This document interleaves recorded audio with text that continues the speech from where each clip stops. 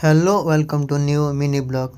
जय जगन्नाथ। आज आम जाऊे अलग साइड को मो आ मो पार्टनर।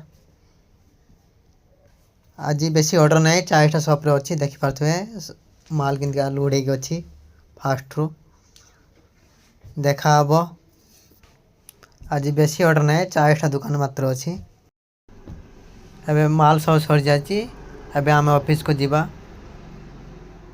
सनसेट टाइम रे देखो आ मात्र है 2-2.5 किलोमीटर दुकान पाखर।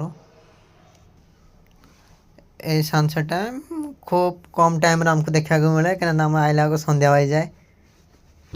वीडियो केमती लगिला ता कमेंट करी कहिबे। देखा हम आउ गोटे ब्लॉग रे। एटा आम पणजी बस स्टैंड पाखापाखि पहुँची गले। एबे आमे अच्छे दुकान ठारो हाफ किलोमीटर दूर मु आ मो पार्टनर अच्छे से बिल सब सेट करछि। सब जाइक ऑफिस डिपॉजिट करते हम। रोची जय जगन्नाथ। आ वीडियोटा केमती लगिला ता कमेंट रे कहिबे। रोच धन्यवाद। जय जगन्नाथ।